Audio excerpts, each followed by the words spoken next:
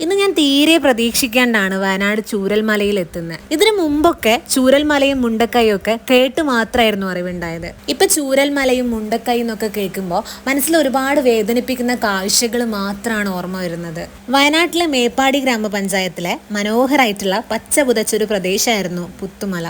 ഇപ്പൊ ആ ഒരു പുത്തുമല ഒരു രാത്രി കൊണ്ട് ദുരന്ത ഭൂമിയായി മാറിയിട്ട് ഏകദേശം 2 വർഷമാവാനായി. 2024 ജൂലൈ 30 ഉരുൾപൊട്ടലിന്റെ രൂപത്തിൽ വന്ന വലിയൊരു മഹാദുരന്ത വാർത്ത കേട്ടുകൊണ്ടാണ് നമ്മളൊക്കെ പിറ്റേ ദിവസം ഉണരുന്നത്.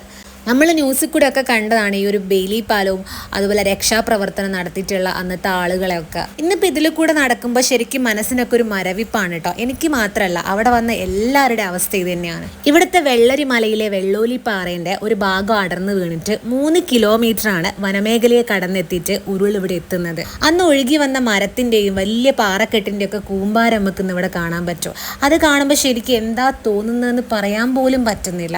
അത്രയും വേദനാജനകമായിട്ടുള്ള ഒരു കാഴ്ചയാണ് അവിടെ നിന്ന്. ശരിക്കും ഈ ഒരു മണ്ണ് ചവിട്ടുമ്പോൾ ഒരുപാട് വിഷമമുണ്ട് കേട്ടോ. എത്രയോ ആളുകൾ ഇനിയും കിട്ടാനുണ്ട്. അപ്പോൾ അവരൊക്കെ ഈ ഒരു മണ്ണിൽ ഇപ്പോൾ എവിടെയോ മറിഞ്ഞിരിക്കുന്നുണ്ടാവും. വെള്ളാർമല ഹൈസ്കൂളൊക്കെ നമ്മൾ ന്യൂസിൽ ഒരുപാട് കണ്ടിട്ടുണ്ടാവും അല്ലേ. ആ ഒരു വേദനിപ്പിക്കുന്ന ചിത്രമൊക്കെ ഇപ്പോഴും മായാണ്ട് എൻ്റെ മനസ്സിലുണ്ട്. സ്കൂളിൻ്റെ അടുത്തായിട്ടൊരു ക്ലിനിക്ക്, അതുപോലെ ഒരു ശിവക്ഷേത്രമൊക്കെ ഉണ്ടായിരുന്നു എന്ന് പറയുന്നുണ്ട്. ശിവക്ഷേത്രത്തിൻ്റെ അവശേഷിപ്പുകൾ ഇപ്പോഴും അവിടെ കാണുന്നുണ്ട്. ഈ ഒരു കല്ലൊക്കെ കണ്ടാൽ നമുക്കറിയാം ഏകദേശം 2 കെട്ടിടത്തിൻ്റെ വലിപ്പമൊക്കെ ഉള്ള കല്ലാണ് അന്ന് ഉരുണ്ട് വന്നതെന്നൊക്കെയാണ് ഇവിടെയുള്ള ആളുകൾ പറയുന്നത്. ഞാൻ അവിടുന്ന് ഇവരുറങ്ങുന്ന ആ ഒരു ഹൃദയഭൂമിയിൽ പോയിട്ടുണ്ടായിരുന്നു കേട്ടോ.